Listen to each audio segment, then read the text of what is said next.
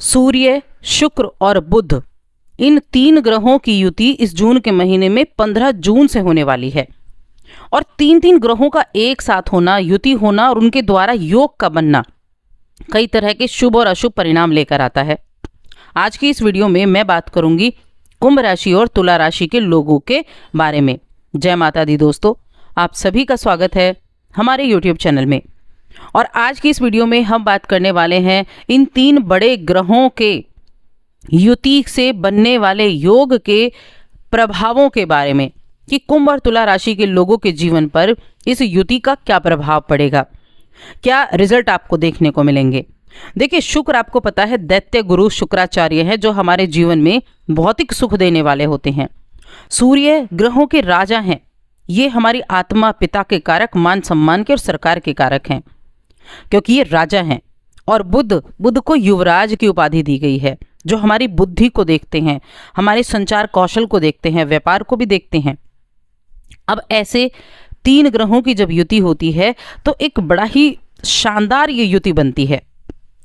अब इस युति का जो प्रभाव है वो किस तरह से होता है, तो देखिए, जिन जातकों की कुंडली में ये युति बनती है, अगर आप अपनी जन्म पत्रिका उठाकर देखें या फिर अभी जो आपके शुक्र, सूर्य और बुध, इनकी युति जो होने वाली है, ये ऐसे लोग क्या करते हैं, हर एक विषय में अपनी राय रखना पसंद करते हैं, यानी उनको अपनी बात रखना पसंद होती है क्योंकि ये उनको मजबूती देता है।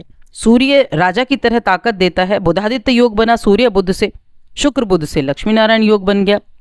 ऐसे जातक बड़े रचनात्मक भी होते हैं और उनके जो ऊंचे स्वर है उनकी वजह से लोग बड़ी जल्दी आकर्षित भी हो जाते हैं। और ये युति कहाँ हो रही है? मिथुन राशि में। मिथुन राशि किसकी राशि है? बुध की राशि है। मिथुन राशि खुद एक संचार का प्रतीक है, तो इस दौरान सभी लोगों में ये गुण तो देखने को मिलेगा, अपनी बात को रखने का, आगे अपनी बात को पहुंचाने का। बुध और शुक्र भी मित्र हैं और सूर्य और बुध भी मित्र हैं, लेकिन सूर्य जो हैं इन दोनों के प्रति थोड़ी सी शत्रुता जरूर रखते हैं।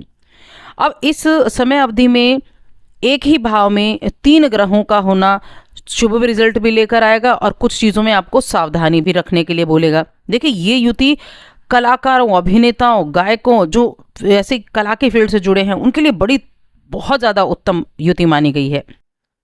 साथ में सरकार के लिए भी ये जो युति है ये बहुत अच्छी मानी गई है। लेकिन ये युति करने क्या वाली है, तो सबसे पहले बात करेंगे कुंभ राशि के बारे में, उसके बाद हम बात करेंगे तुला राशि के बारे में। तो चलिए, कुंभ राशि के लोगों के बारे में पहले बात कर लेते हैं। पहले एक छोटा सा रिक्वेस्ट है, चैनल पर पहली बार आए तो सब्सक्राइब जरूर करके जाएं। तो देखिए, कुंभ राशि की बात कर रहे हैं और मिथुन राशि यानी कि आपका पंचम भाव जिसके कारक बुध होते हैं, मति के कारक हैं, उनका आना हो रहा है आपके पंचम भाव में, पंचम भाव के कारक का।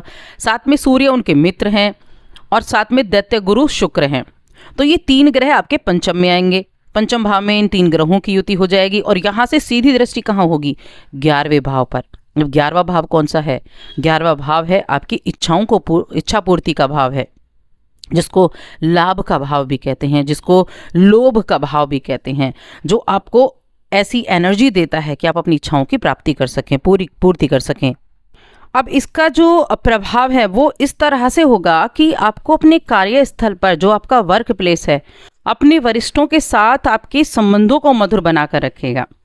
यानी कि इन 3 ग्रहों के प्रभाव से आप अपने बॉस हो गए, आपके कलीग्स हो गए, उनके साथ भी अपने संबंध मधुर बनाएंगे और आपकी लाभ की कई उम्मीदें बनेंगी। इसके चलते आपको पदोन्नति भी प्राप्त हो सकती है, आपका सामाजिक दायरा भी बढ़ेगा और आप सोशल मीडिया पर भी बहुत ज़्यादा सक्रिय रहेंगे। कुंभ राशि के जो स्टूडेंट हैं उनके लिए ये अवधि ऐसी होगी कि जब आप वो प्राप्त कर सकते हैं जो आप प्राप्त करना चाहते हैं, क्योंकि आपका जो फोकस है ना वो बहुत बढ़िया रहेगा। आपकी पढ़ाई पर आपका ध्यान केंद्रित रहेगा, जिसके चलते आप पढ़ाई में अच्छा प्रदर्शन कर पाएंगे, आपको अच्छे परिणाम भी प्राप्त हो पाएंगे। अपने बच्चों के साथ आपका रिश्ता भी बेहतर हो पाएगा, क्योंकि ये शिक्षा का भाव है, ये संतान का भाव भी कहा जाता है जो पंचम भाव है। तो बच्चों के साथ आप अच्छी बॉन्डिंग कर पाएंगे, उनके साथ बैठेंगे, बातें करेंगे, उनकी चीज़ों को समझेंगे, भावनाओं को समझेंगे। और साथ में स्टूडेंट्स के लिए बहुत अच्छा समय है। एक चीज़ ज़रूर ध्यान रखें, ऐसा हो सकता है कि आपके बच्चों के अंदर अहंकार की भावना आ जाए, क्योंकि सूर्य भी वहाँ बैठे हुए हैं और सूर्य कहीं ना कहीं अहम देते हैं। क्योंकि सूर्य राजा हैं, सूर्य अहम दे जाते हैं, तो बच्चे के अंदर अहंकार की भावना ना आ जाए, ऐसा आपको ध्यान रखना है। सूर्य की उपस्थिति से ऐसा होने की संभावना रहेगी। बाकी तो ये जो समय होगा ये बहुत अच्छा रहेगा, व्यापारियों के लिए अच्छा रहेगा, क्योंकि यहाँ जो व्यापार के कारक हैं वो भी बुध देव होते हैं। जो कला से जुड़े हुए जितने भी लोग हैं उनके लिए बहुत अच्छा समय रहेगा, क्योंकि कला के कारक भी जो यहाँ ये हैं शुक्रदेव हैं। प्रेम जीवन के मामले में भी बेहद अच्छा समय रहेगा। तो ओवरऑल देखा जाए तो ये समय काफ़ी बेहतरीन है। अब बात करते हैं हम तुला राशि के लोगों के बारे में। तो देखिए, तुला राशि के लोगों के लिए शुक्र, सूर्य, बुध इन 3 ग्रहों की युति नवम भाव में होगी। नवम भाव कौन सा है? भाग्य का भाव है, धार्मिक धर्म का भाव है, पिता का भाव भी है, लंबी यात्राओं का भी है और उच्च शिक्षा का भी है। अब यहाँ क्या होगा, एक तो आपकी राशि के स्वामी हो गए सूर्य, ठीक है।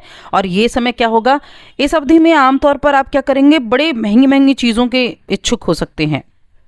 महंगी चीज़ें आपको अट्रैक्ट करेंगी, इच्छुक रहेंगे।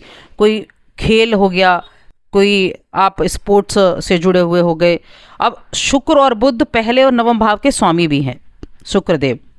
तो सूर्य आपके 11वें भाव के स्वामी है। तो इन सभी चीज़ों का कैसे फल मिलेगा? नवम भाव, पहला भाव और 11वां भाव, तीनों ग्रह, तीनों ये जो भाव के स्वामी हैं भाग्य भाव में आकर ऐसे लोगों के लिए बहुत अच्छे रिजल्ट देंगे। आप अगर किसी पार्लर में काम करते हैं, आप कोई कलात्मक चीज़ें करते हैं, फिल्म से जुड़े हैं, चार्टर्ड अकाउंटेंट्स हैं, लेखन के माध्यम से जुड़े हैं, तो मैं आपको बता दूं बहुत अच्छी, बहुत मोटी कमाई करने में सक्षम होंगे। या आप इस संगीत से जुड़े हुए हैं, बहुत अच्छा रिजल्ट प्राप्त कर पाएंगे। इन क्षेत्रों में काम करने वाले लोगों को अपने करियर में ज़बरदस्त तरक्की देखने को मिलेगी। आर्थिक स्थिति में ज़बरदस्त सुधार देखने को मिलेगा। और इस राशि के जिन लोगों का खुद का व्यापार है उन्हें भी 2 गुना मुनाफा होने से कोई रोक नहीं पाएगा, क्योंकि ये युति आपके भाग्य के भाव में बन रही है। यात्राएं भी रहेंगी, लंबी दूरी, छोटी दूरी की यात्राएं रहेंगी, क्योंकि यहाँ से सीधी दृष्टि तीसरे भाव पर होगी। तीसरा भाव जो है वो छोटी दूरी की यात्राओं का है। तो लंबी यात्राएं भी रहेंगी, छोटी यात्राएं भी हो सकती हैं, धर्म से जुड़ी यात्राएं भी हो सकती हैं।